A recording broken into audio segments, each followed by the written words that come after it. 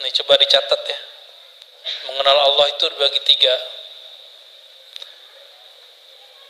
Mengenal wujudnya, mengenal wujudnya. Yang kedua, mengenal nurnya. Yang ketiga, mengenal sirnya.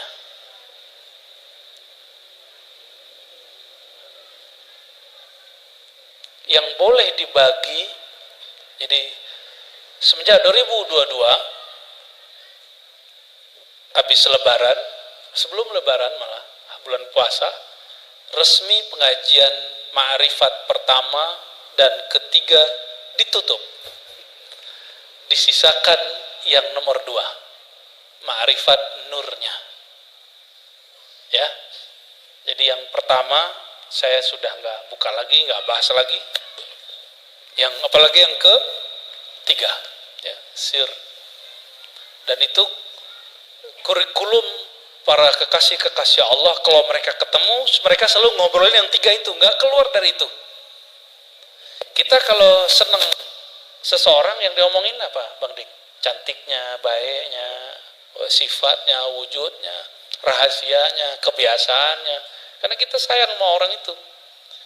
Nah, kalau kita cinta kepada Allah, maka orang yang cinta kepada Allah itu yang dibicarain ya tiga itu aja tuh. Wujudnya, wujud itu kaitannya dengan zat. Nur itu kaitannya dengan sifat-sifat. Dan yang terakhir itu ma'rifat, gabungan dari beberapa ma'rifat sir yang ada di dalam ruh kita. Dia punya suatu library yang disebut sir. Sir itu punya, kalau di library, di perpustakaan ada rak-rak gitu ya. Ini rak ma'rifatul zat, ma'rifatul sifat apa. Jadi obrolannya itu semua. Namun karena pandemi sudah berakhir, ilmu itu ditutup dulu sementara. Ya. Karena setiap kali saya mau bicara itu juga nggak bisa bicara, tiba-tiba kali aja kemana gitu. Jadi hati itu nggak mau, dia nggak ridho. Nah, yang diizinkan nomor 2, karena nomor 2 itu An-Nur itu sudah ada sebagian pembahasannya di ilmu akidah dan mendalam di kalangan ahli tasawuf yang kitab-kitabnya sudah berkembang. Salah satunya kitab Ibnu Athaillah, ya.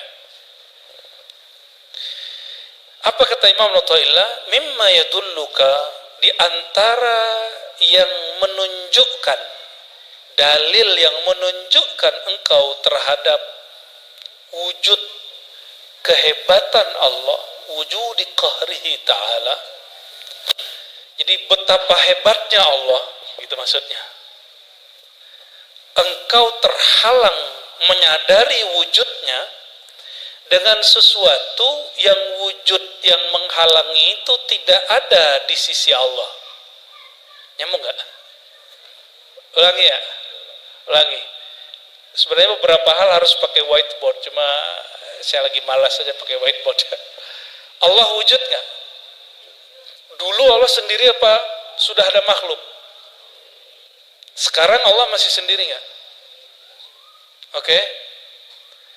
Allah masih esa nggak sekarang? Betul nih. Antum ada kan? Kita wujud nggak? Kita wujud. Allah wujud. Apa bedanya?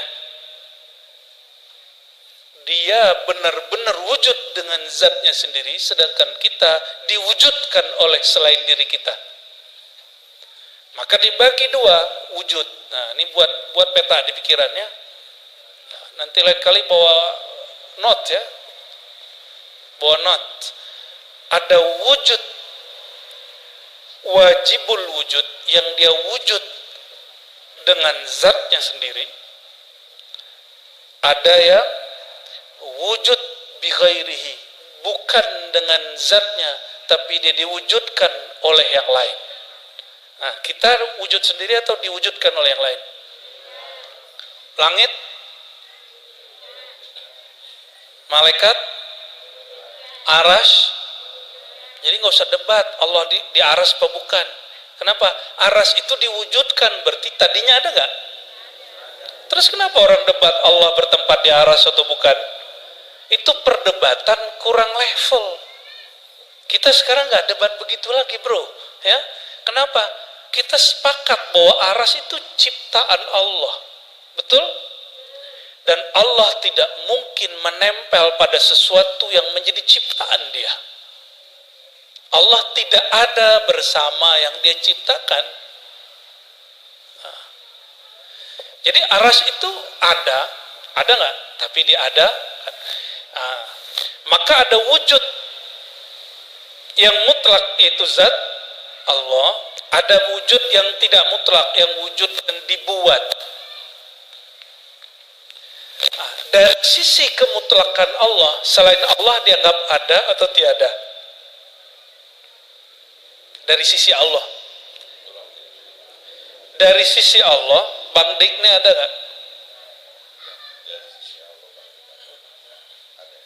Ada. Syirik. La ilaha illallah wahdahu la syarikalah. Tiada yang Tuhan yang berhak disembah kecuali Allah, yang tiada sekutu yang wujud bersamanya. Bang Dik ada nggak di sisi Allah?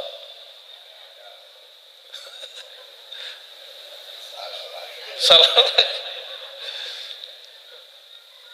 Gimana? Ini ahlus sunnah loh ini bukan bid'ah ini. Bukan wahdatul wujud nih, bukan. Kita nggak lagi wahdatul wujud. Bukan, ini nggak perlu pakai Ibnu Arabi yang begini-ginian. Ini ahlus sunnah ini. Dari sisi zat Allah, selain Allah dianggap tidak ada. Tapi dari sisi kita ada, Allah bisa bedain nggak? Tauhid kita sekarang baru tauhid versi diri kita, belum tauhid menurut Allah. Aliran-aliran seperti Ibnu Arabi, Al-Hallaj, Syekh Siti Jenar menentang itu. Cuma mereka mungkin ada kalimat yang kurang pas. Akhirnya dibid'ahkan sebagian ulama, padahal mereka bukan ahli bid'ah. Ya. Saya sedih sekali ketika ada beberapa ulama baik di Indonesia ataupun jiran mengatakan Ibnu Arabi itu Syiah. Ada lagi yang memfatwakan Ibnu Arabi itu sesat. Itu saya sedih sekali. Kenapa? Ulama kok jahil? Ulama kan artinya orang berilmu. Paham nggak maksudnya? Ulama orang berilmu nggak? Kalau dia berilmu banyak baca kitab. Kalau dia punya baca kitab berilmu, dia punya sanad. Indonesia ulamanya banyak ngaji ke Timur Tengah. Di Mekah itu ada namanya Sayyid Muhammad Alawi Al-Maliki. Sering dengar? Ya, yang di Rusaifah. Sayyid Maliki ini, Sayyid Muhammad Al-Maliki, kalau nulis silsilah Sunan At-Tirmizi, kitab hadis keempat dalam kajian Ahlus Sunnah, itu silsilah sanadnya melalui Imam Ibnu Arabi. Gimana? Sesat nggak Said Muhammad Alawi? Dan yang saya sedih, kok ada sebagian orang yang ngaku murid Said Muhammad Alawi menyesatkan Imam Ibnu Arabi. Itu udah jahilun murakkabun, itu udah jahil, udah nggak ngerti dia dirinya jahil. Dia harus insaf itu. Kenapa? Sama saja dia mengatakan guru dia sesat karena bersanad kepada imam yang sesat. Jangan sampai ada begitu di kita, ya. Menganggap seorang tokoh sesat padahal silsilah ilmunya dari situ. Di Indonesia ada namanya Syekh Ihsan Jampes Kediri. Pernah dengar? Ihsan Jampes, baru dengar? Baru dengar. Mu'alaf juga dirimu nih. Syekh Ihsan Jampes ini itu gurunya Syekh Yasin Al-Fadani di Mekah. Itulah yang membawa silsilah Imam Ibn Arabi ke tanah Jawa, ke Nusantara ini. Maka jika disebut ahli sunnah, salah satunya lewat jalur beliau. Ya, Jadi teman-teman, kadang-kadang orang memfatwakan sesuatu yang tidak faham, berjamaah lagi ya. Nah, ini harus direvisi. Fatwa itu tidak suci, jika salah harus kita tentang. Ya, jika salah mesti kita kritisi. Siap nggak mengkritisi fatwa yang salah? Harus ya. Nanti kita tunjukin ada fatwa aneh-aneh itu dari zaman ke zaman loh. Ya. Baik teman, balik ke sini. Balik ke sini. Di antara kedahsyatan Allah, kehebatan Allah, Allah menirai, menghalangi kolbumu, pemahamanmu untuk memahami wujudnya dengan apa? Dengan sesuatu yang wujud itu tidak ada bersamanya.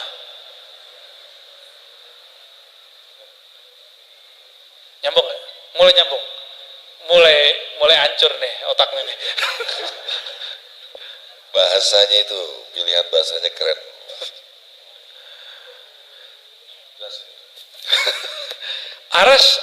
Aras itu makhluk. Kursiullah wasi'u kursiyuhus samawati wal ard. Maha luas kursi Allah. Langit makhluk. Oke, surga makhluk. Neraka baru kenceng nih makhluknya. Surga ingatnya kawin ya. Itu semua makhluk dan orang terhalang untuk menembus kesadarannya bertuhan karena si makhluk-makhluk itu.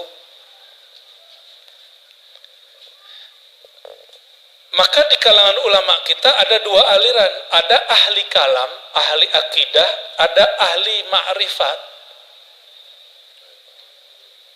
Kalau ahli kalam membuktikan wujud Allah dengan alam,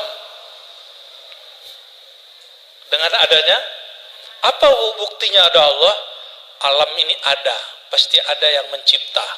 Siapa yang mencipta itu? Dialah Allah Subhanahu. Ini teori siapa? Ahli kalam, ahli akidah.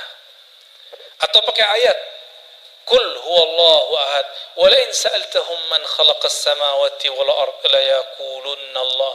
Jika engkau bertanya kepada mereka, ya, siapakah pencipta langit dan bumi? Mereka akan menjawab Allah. Ya, itu ada di Quran beberapa kali. Oke. Jadi ahli kalam, ahli tauhid, ahli akidah yang kita sebut imam ahlu sunnah, mau singa aswaja, mau harimau aswaja, apalagi jangan sampai ada monyet aswaja, ya singa mau boleh, tapi jangan ngaum mulu, yang nggak pantas dicakar jangan dicakar. Ini kadang teman sendiri dicakar, karena dia hidup hanya untuk berdebat, bukan untuk mengenal Allah yang dia perdebatkan. Nah, ada kelompok kedua, ini Ibnu Taimiyah sendiri yang mengatakan, orang yang mengenal Allah tidak perlu dengan wujud alam, yang alam ini tidak ada bersama Allah. Aras alam, langit alam, gunung alam, matahari alam. Kalau kelompok pertama tadi, gimana cara membuktikan wujud Allah? Lihatlah langit, bumi, matahari, semuanya ada karena diadakan Allah. Ini ilmuwan ahli kalam. Kalau ahlu sunnah yang ahli ma'rifat gimana ngomongnya? Kata Ibnu Taimiyah, kenapa engkau membuktikan wujud Allah dengan sesuatu yang tidak ada wujudnya bersama Allah? Alam ini dia tidak pernah menyekutui wujud Allah, tidak pernah membersamai wujud Allah, karena Allah dulu sendiri, sekarang tetap sendiri, sampai nanti sendiri. Dia dulu Esa, sekarang Esa, sampai nanti Esa. Maka cara mewujudkan Allah gimana? Cara membuktikan wujud Allah gimana? Buktikan wujud Allah itu dengan wujud dia sendiri, dengan sifat dia sendiri. Gimana caranya Bang Dik? Buktikan Allah itu ada dengan sifat wujud Allah itu sendiri. Gimana? Tubuh ini Oke, ada rambut di situ. Betul? Rambut. Rambut ini tumbuh nggak? Bang Dik pernah nggak menumbuhkan rambut? Nggak pernah? Nah, ini mengenal sifat Allah ini macam-macam. Ambil satu sifat saja. Muhyi dan mumit. Allah yang maha menghidupkan dan mematikan. Bukti Allah itu ada. Bukan saya yang menciptakan diri saya sendiri. Bahwa sifat hayat dia, sifat dia menghidupkan, mematikan, nyata pada diriku. Bahwa rambut ini tidak pernah aku tumbuhkan, dialah yang menumbuhkan. Dan rambut ini tumbuh karena keberkahan daripada hembusan sifat hayatnya. Selesai. Gimana Bang Dik? Sesatnya tuh. Jadi kita nggak perlu kemudian melihat matahari kejauhan. Ya. Rasakan efek sifat Allah itu pada diri kita sendiri. Rasakan efek perbuatan Allah itu pada diri kita sendiri. Itu level 1. Baru level 1 tuh. Ya, baru level 1 ya, baru di sifat-sifat yang standar lah dikenali orang. Kalau ahlullah mereka lebih kepada yang lanjutannya lagi, ya zauq, dengan rasa. Ya. Kira-kira maka Imam Ibnu Abbad ya, apa kata beliau? Ini salah satu Imam Syaziliyah. Annama siwallah, ini kesepakatan ahli ma'rifat dari kalangan ahli sunnah. Annama siwallah admun mahdun min haitsu zatih. Selain Allah itu dianggap tidak ada sama sekali dari sisi Allah. Bukan dari sisi Bang Dik, bukan dari sisi saya. Teman-teman ini ada nggak di sisi Allah? Tapi dari sisi teman yang lain, dari sisi wujud si hamba, maka alam ini ada. Tapi dari sisi wujud Allah, alam ini tiada. Saya mau tanya, setelah Allah menciptakan alam, Allah berdua nggak dengan alam? Ini pertanyaan jebakan.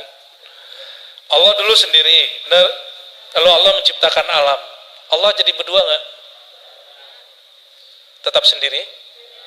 Antum sahih akidahnya ya. Nanti kalau ditanya sama malaikat mungkar nakir, man rabbuka? Jawabnya kenceng itu. Ya. Allahnya kenceng itu, kaget nanti malaikat mungkar nakir. Insya Allah. Apa dalil dari kalam ini? Surah ayat 88. Kullu syai'in halikun illa wajhah. Segala sesuatu binasa kecuali wajahnya.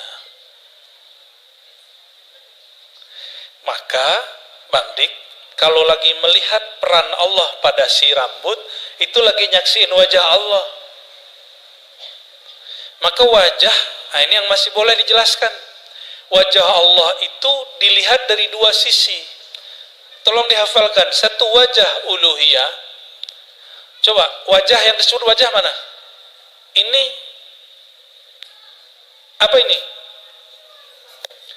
Maka wajah itu sesuatu yang ditatap, itu wajah namanya. Apa yang diartikan wajah? Sesuatu yang ditatap. Sudah? Oke? Oke. Yang disebut wajah uluhiyah, wajhullah. Wajhullah disebut wajhullah, wajah uluhiyah. Ada dua, wajah uluhiyah, wajah rububiyah. Uluhiyah itu Allah menatap kepada dirinya sendiri. Di saat Allah menatap dirinya sendiri, maka keluarlah ayat ini. Segala sesuatu binasa kecuali hanya wajahnya. Ini wajah disebut wajah uluhiyah. Bukan wajah begini, bukan. Wajah di situ bisa diartikan zat. Bisa diartikan apa? Zat. Segala sesuatu binasa kecuali zatnya. Maka Allah menatap zatnya, itu istilahnya apa? wajah uluhiyah. Ulangi, Allah menatap zatnya disebut apa? Karena Allah menatap zatnya, maka yang lain selain dia binasa. Paham? Oke. Ketika Bang Dik melihat rambut yang tumbuh, ya, tubuhnya bukan tumbuh tapi maju ya, perutnya. Ada kemajuan perut. Jadi tubuh kita bukan lagi naik tapi mengembang, ya. Betul ya? Tapi kuku kalau dipotong tetap aja tumbuh terus kan? Maka di saat kita menatap, ini bukan aku yang menumbuhkan, ini Allah yang menumbuhkan. Kita sedang menatap salah satu sisi dari wajah Allah, tapi bukan wajah uluhiyah. Karena sudah ada tubuh ini, sudah ada rambut. Apa itu? Wajah, sifat dan perbuatannya, yaitu Al-Muhyi wal Mumit, yang maha menghidupkan, yang maha mematikan. Jadi yang disaksikan tetap Allah. Ahli kalam memandang tubuh, dia terhijab oleh tubuh ini. Tapi ahli marifat lihat tubuh, bukan tubuh yang terlihat, perbuatan Allah yang terlihat, sifat Allah yang terlihat. Yang dipandang sama, tapi cara pandang berbeda. Sama-sama ngeliatin Bang Dik. Kalau saya ngeliatin Bang Dik kayak abangku. Tapi kalau mas-mas ngeliat Bang Dik apa? Apa artis gitu ya, orang gendut gitu ya. Kalau mbak-mbak apa nih? Aku rela yang jadi yang ketiga, yang keempat gitu ya. Mohon maaf canda. Allahumma sholli ala Muhammad wa ala alihi wasallam. Enggak berat toh pengajian malam ini? Berat. Ini yang masih boleh di sharing. Yang boleh ini kita ulang terus biar rohani kita bahagia. Ya, ciri-ciri cinta kepada Allah, duduk ngapain? Ngomongin Allah. Ya, ngomongin Allah, nggak ngomongin apa-apa. Ya, sesekali ngomongin yang lain. Ahlullah itu kemana aja dia duduk, dia ngomongin Allah. Ya, atau ngomongin kekasih Allah, ngomongin pewaris ilmu kekasih Allah. Maka doakan nanti teman-teman ribat sebagian ya, besok perjalanan 100 hari ayahanda saya, dan sekaligus ziarah ke silsilah Tariqat Naqsyabandiyah di Sumatera ya, Sumatera Barat khususnya. Doakan kami lancar-lancar aja. Amin. Karena di sana sini tentu ada saja kendala pastinya, karena orang-orang Sumatera Barat khususnya belum terbiasa dengan tradisi ziarah. Nggak kayak orang Jawa, orang Banten, orang Sunda, itu dengan ziarah itu udah biasa. Seneng kalau mbahnya, gurunya diziarahi. Kalau ini malah enggak, kita ziarahin malah dihalangin kadang sama anaknya, keturunannya. Itu kita juga bingung. Loh, kita mau menziarahi ulama kita yang merupakan kakek dia, ya mungkin atuk dia, tapi dia malah kemudian menghalang. Kita juga heran ya. Tapi nggak ada masalah. Ya, nggak ada masalah bagi saya. Ini bagian dari perjuangan. Ya, doain teman-teman kita besok lancar semua, amin ya rabbal alamin. Nah, jadi kalau kekasih Allah apa yang diceritakan? Menceritakan Allah. Kalau kekasih duit yang diceritakan duit, gimana cari duit? Kalau kekasih manusia yang diceritakan, ya si manusia itu. Begitulah terus. Nah, Ahlullah, kekasih-kekasih Allah, dia melihat manusia, lihat duit itu bukan si manusia dan si duitnya. Kalau Ahlullah melihat duit, yang dilihat adalah sifat Allah maha memberi rezeki dan membuat kekaya. Jadi mereka kalau sudah begitu boleh kaya. Kalau nggak boleh kaya dulu, zuhud dulu. Ya, baik. Saya tanya lagi sebelum kita pindah bab. Allah dulu sendiri? Setelah menciptakan alam, Allah menjadi sendiri atau menjadi dua? Tetap sendiri. Betul nih? Serius nih? Ya, benar. Ya, maka hubungan kita dengan Allah itu ada dua. Ini yang kita ulang, mungkin saya ngulangnya udah puluhan kali. Surat Sad ayat 27, surat Sad 72 ya. Surah Al-Hijr ayat 27 ya. Bahwa Allah itu hubungannya dengan kita dua. Aku menciptakan manusia dari tanah, lalu setelah sempurna si tanah itu wadahnya, aku hembuskan rohku, yaitu Ruhullah Ahmad. Maka untuk mendekat kepada Allah ada dua jalur, satu penciptaan, satu hembusan. Ilmu penciptaan itu jalurnya menjalankan syariat.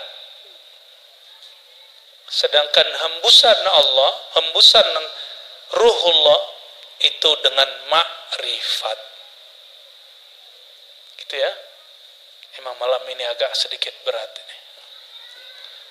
Jadi kita kalau ke Allah gimana cara hubungannya? Satu, hubungan hamba yang dicipta dengan pencipta, hubungannya menjalankan apa? Syariat. Tapi jangan berhenti di situ. Berhenti di situ ibadah terasa beban. Cuma kalau antum nggak mau naik ke yang kedua nggak apa-apa, kita nggak maksa juga. Tapi jangan ingkari ilmu ma'rifat, cukup uskut tadri. Kalau nggak faham diam, jangan ingkar supaya tidak diharamkan Allah mendapatkan rahasia ini. Gitu.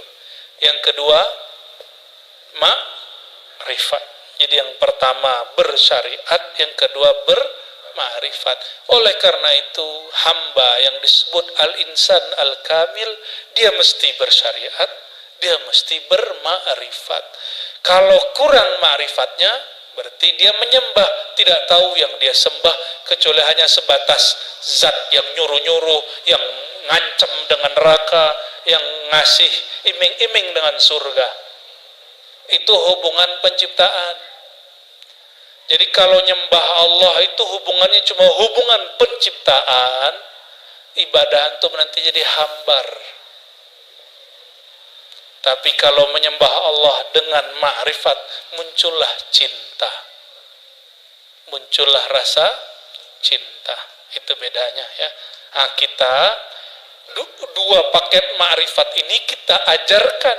Dua paket jalan ini, jalan yang pertama, jalan yang kedua, dua-duanya diribat insyaallah diajarkan. Kita nggak satu-satu ya. Insyaallah. Ada sebuah hadis di Sahih Bukhari, Nabi mendendangkan syair yang didendangkan orang. Nabi ini suka juga dengan syair. Ada seorang penyair namanya Labid. Nabi lagi kerja bakti, Bang Dik. Nabi ini suka kerja bakti. Lagi kerja bakti, Nabi mendendangkan ya. Asdaqu kalimatin qalaha syair ala kullu ma khalallahu batil. Apa kata Nabi? Ya kalau didendangkan kira-kira terjemahannya, seindah-indah kalimat yang dinyanyikan, didendangkan oleh seorang penyair seniman adalah segala sesuatu selain Allah tiada. Jadi ajaran tentang bahwa Allah itu hanya sendiri dan selalu sendiri, itu ajaran langsung dari Quran dan Sunnah. Siapa yang meyakini dirinya ada bersama Allah, syirik. Yang meyakini surga neraka ada bersama Allah, dia syirik. Karena surga neraka itu makhluk, Allah itu khalik. Tapi kalau dia mengatakan surga neraka ada, diadakan oleh Allah, baru akidah dia benar. Oke. Seandainya surga neraka tidak Allah ciptakan, jangan begini Bang Dik, kalau Bang Dik ngomong seandainya surga neraka nggak ada, nanti mah kelompok saklek dibilang Bang Dik kafir. Loh, surga neraka ada, ente kok tolak? Robiah Adawiyah nggak ngomong gitu. Robiah Adawiyah mengatakan seandainya Allah tidak menciptakan surga, tidak menciptakan neraka, apakah engkau masih mau menyembahnya? Nah, kalau bab penciptaan, menyembah Allah karena diancam, menyembah Allah karena harap pahala. Boleh nggak? Boleh. Tapi itu baru tauhid khalqiyah, tauhid penciptaan, atau tauhid rububiyah. Belum sampai kepada tauhid zat, mentauhidkan zat Allah subhanahu wa ta'ala. Seandainya Allah tidak ciptakan surga dan tidak ada namanya bidadari, Bang Dik masih mau sholat tahajud nggak? Jadi Sufyan Ats-Tsauri, dia pernah tertidur dari tahajudnya. Ketika bangun, udah subuh. Itu bangun, dia nangis. Karena dalam tidurnya dia bertemu sosok bidadari. Yang bidadari itu dikalamkan waktu dia masuk ke alam surgawi di mimpinya. Inilah istrimu, begitu. Langsung dia mau peluk, karena bidadari kan cantik bener Bang Dik. Nggak ada apa-apanya, mohon maaf, dengan ya perempuan di dunia. Ya. Lalu ketika dia mau peluk istrinya di surga, sang istri ngomong gini, maaf Mas Sauri. Maaf kenapa? Maharmu ketinggalan. Loh, maharnya apa? Biasanya engkau kirim mahar malam ini, yaitu tahajud, tapi engkau tertidur. Bangun dia nangis. Semenjak saat itu dia gak pernah tidur lagi malam hari sampai mati. Imam Sufyan Ats-Tsauri. Kira-kira gimana tuh nasib kita tuh? Bidadari itu kalau meludah di muka bumi, seluruh permukaan bumi harum bau kasturi. Kalau Bang Dik ngeluarin air ludah, bau jigong Bang Dik. Beda sama bidadari. Tapi bidadari itu nggak pernah sholat. Sedangkan istri Bang Dik sholat. Pilih mana Bang Dik? Istri atau bidadari? Istri di dunia atau bidadari? Pilih loh, dua-duanya, tamak ente. Bidadari nggak pernah sholat dan nggak pernah haid. Istri Bang Dik haid kan? Tapi dia sholat. Gimana tuh? Pilih mana? Pilih salah satu. Ini disiarin nggak nih? Jawab dong. Ya kan, untuk menemukan bidadari yang cantiknya, tidak terbasuh air wudhu itu, bagaimana sikapku di dunia ini menyintai istriku dengan baik-baiknya gitu. Alhamdulillah. Semoga didengar istrinya ya. Kan salah lagi. Salah pula. Taib. Jadi teman-teman semua gak usah terlalu nafsu dengan surga. Masuk surga itu gak pakai nafsu, tapi pakai rahmat Allah. Benar toh? Dalilnya sahih gak nih? Kamu gak masuk surga dengan amalmu, karena kamu pasti nafsu dengan amalmu. Ya. Masuk surga itu dengan rahmat Allah. Rahmat Allah itu jeroannya Nabi Muhammad SAW. Batinnya Nabi Muhammad itu rahmatullah. Benar gak? Jadi ketika beliau mengatakan, tidaklah kamu masuk surga kecuali dengan rahmat Allah. Lalu orang bertanya, engkau begitu juga wahai baginda? Kata beliau, iya, kecuali Allah meleburkan aku dalam rahmatnya. Ini yang nanya belum aware juga ini. Padahal maksudnya, akulah sang rahmat itu. Jadi kalau diterjemah gimana? Tidaklah kamu masuk surga dengan amalmu. Kamu masuk surga semuanya dengan syafaatku. Karena nabi-nabi terdahulu nggak boleh memasukkan umatnya masuk surga kalau Nabi nggak izin. Hatta Nabi Adam nggak boleh masuk surga lagi kalau Nabi Muhammad SAW nggak izin. Itu yang disebut birahmatih. Sahabat terhijab dengan zahirnya tubuh Nabi Sayyidina Muhammad bin Abdullah. Padahal beliaulah yang disebut di Quran, wa ma arsalnaka illa rahmatan lil alamin. Kami tidak utus engkau kecuali engkau hakikatnya adalah rahmat. Maka hakikatur Rasul sallallahu alaihi wasallam rahmatullah. Tidak perlu mendirikan khilafah karena Nabi tidak pernah mendirikan khilafah. Ya. Jadi Kalau ada yang mengatakan Nabi Muhammad SAW tidak pernah mewujudkan, tidak mampu mewujudkan rahmat kecuali dengan khilafah, itu kesesatan akidah. Kesesatan akidah. Kenapa? Nabi belum lahir sebagai Muhammad bin Abdullah sudah rahmat. Dan Nabi secara ilmu sejarah tidak pernah buat khilafah. Yang buat khilafah para sahabat. Karena khilafah artinya kekuasaan penerus pengganti kekuasaan Nabi Muhammad sallallahu alaihi wasallam yang berdasarkan syariat. Nabi Muhammad sumber syariat, maka Nabi yang dibuat negara kenabian, bukan negara khilafah. Khilafah sahabat yang buat. Jadi tolong diluruskan ya, sang rahmat itu adalah baginda Nabi Muhammad sallallahu alaihi wasallam. Ini penting sekali teman-teman ya. Beliau mengatakan, kuntu awwalan nabiyyin fil khalq. Akulah nabi pertama di kalangan makhluk. Maka dalam ajaran Ahlus Sunnah yang diyakini oleh para ahli ma'rifat, makhluk pertama itu Sayyidina Muhammad sallallahu alaihi wasallam, nurnya. Nur itulah isinya rahmat. Nur itu isinya rahmat. Ya, maka orang yang mendapatkan percikan rahmatnya Sayyidina Muhammad SAW, pasti dia punya adab membicarakan Nabi Muhammad SAW. Dan betapa banyak hari ini orang membicarakan beliau tidak beradab ya. Nauzubillah min dzalik. Saya mau tanya Bang Dik, dari sisi Allah, selain Allah tiada, tapi dari sisi makhluk, ada wujud makhluk, ada wujud Allah. Oke. Lalu ada ayat la tudrikuhul absar, surah An'am. Dia tidak dapat dicapai oleh pandangan, benar? Tapi dia meliputi semua pandangan.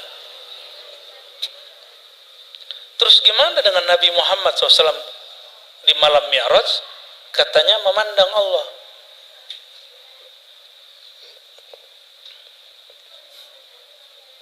Padahal ayatnya mengatakan Allah tidak dapat dicapai oleh pandangan.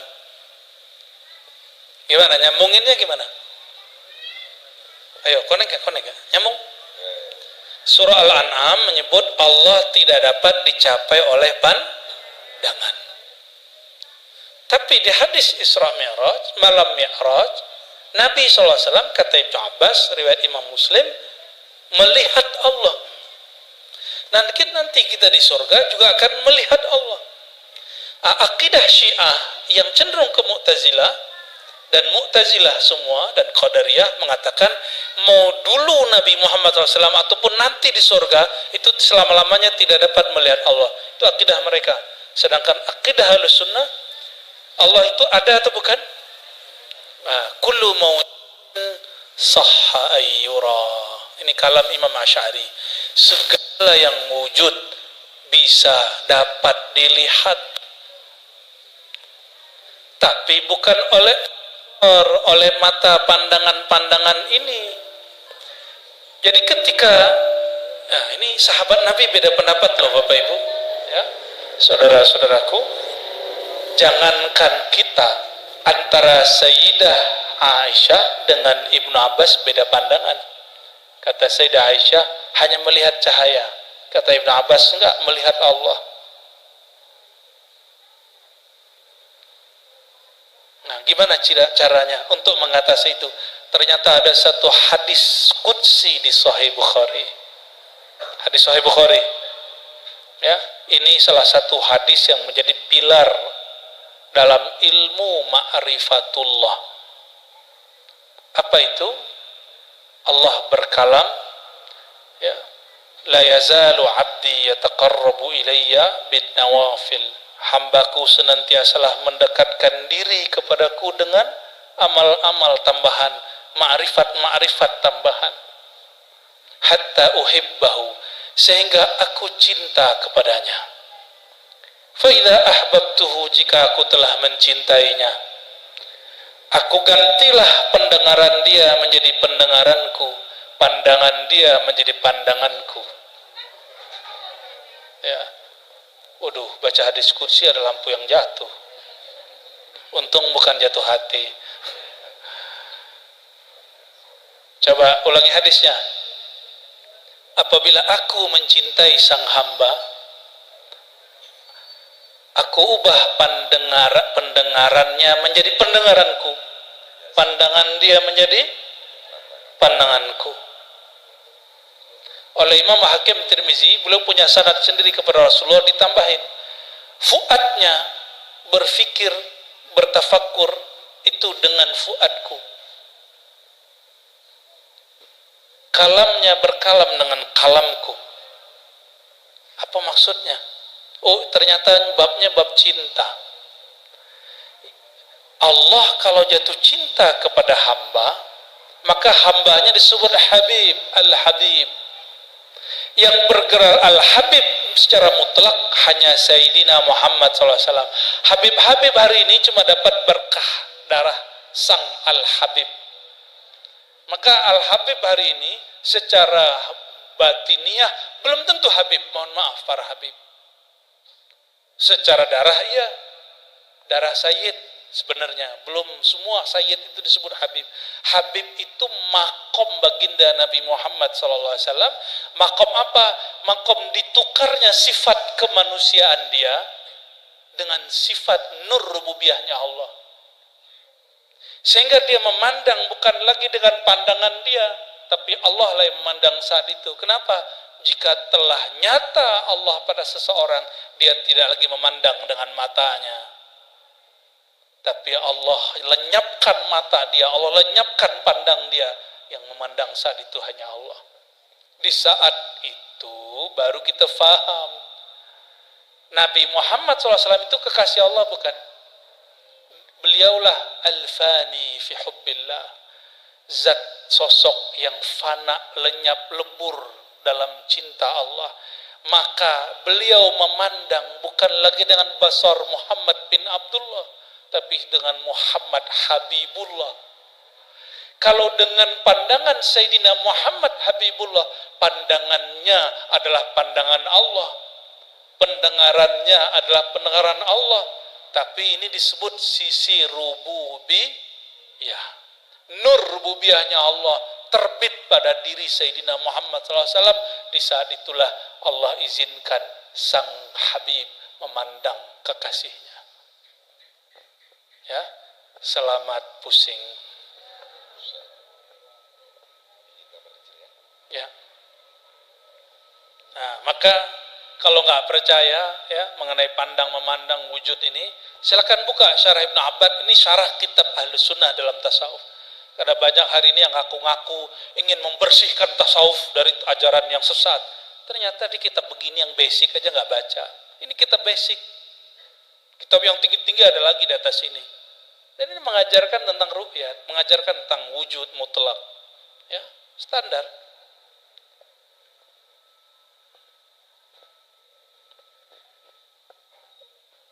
Imam Syazili, kakek guru dari Ibnu Athaillah, pernah mengisahkan tentang dirinya dileburkan ke dalam nur sang Habibullah.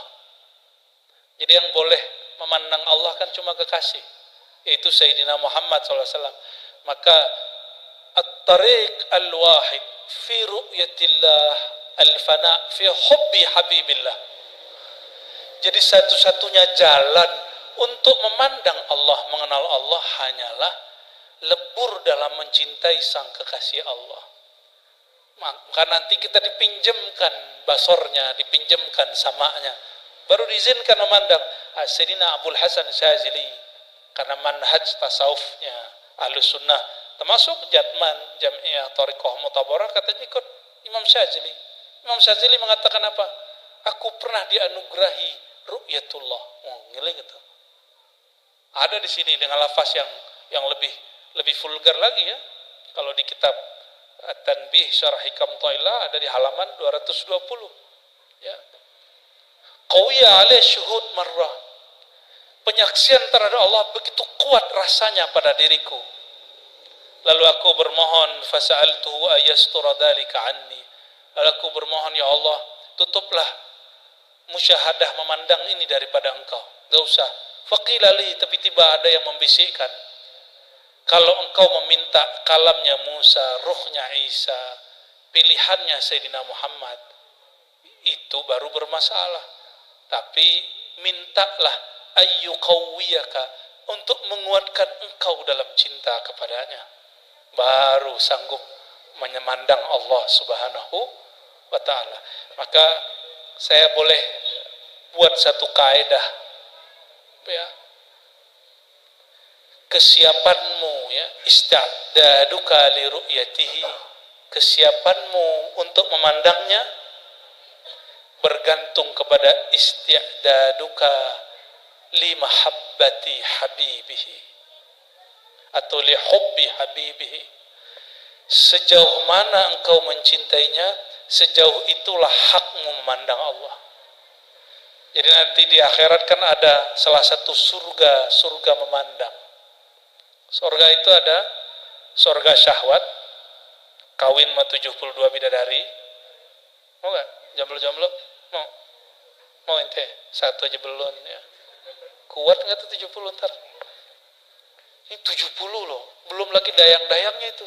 Itu 72 itu ratu semua. Ya. Tapi Allah yang menciptakan bidadari itu lebih indah. Maka ketika ahli surga sudah jenuh dengan nikmat surga, mereka bertanya, siapakah yang punya surga ini? Maka diizinkanlah sebagian mereka yang sudah bermakrifat waktu di dunia untuk bertemu Allah waktu petang dan sore, petang dan pagi. Diizinkan. Di saat mereka memandang, nah itu syaratnya tadi, itu memandangnya bersama baginda Nabi Muhammad, mesti lebur dulu dia ada makrifat Nabi Muhammad SAW. Oleh karena itu teman-teman, kullu haqiqatin batil, semua ilmu hakikat batil illa haqiqah al-haqiqah al-muhammadiyah, kecuali ilmu hakikat yang mengajarkan pintu hakikat melalui Sayyidina Muhammad sallallahu alaihi wasallam. Jadi kalau ada orang bilang nggak ada, langsung saja kepada Allah, itu ma'rifat syaitan. Itu ma'rifat syaitan. Semoga kalau ada yang sudah terlanjur begitu, dia surut, dicek lagi apa yang salah di catatan dia dulu waktu ngaji ma'rifat kepada gurunya.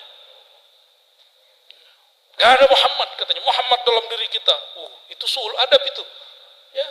Walaupun betul nur Sayyidina Muhammad mengalir dalam diri kita, tapi kita bukan Muhammad. Sang Muhammad secara fisik Allah wafatkan beberapa abad lalu, ya. Secara nur tidak berhenti, tapi kita bukan Muhammad. Sang Muhammad kekasih Allah, kita belum pantas menjadi kekasih Allah, ya. Nah, maka harus beradab kepada beliau, ya, Sayyidina Muhammad sallallahu alaihi wasallam. Maka kita mengusahakan setiap kali menyebut nama beliau kita sebut Sayyidina, Maulana, ya. Kalau orang belajar ma'rifat setan enggak, bukan Muhammad yang di Madinah itu, gitu maksudnya.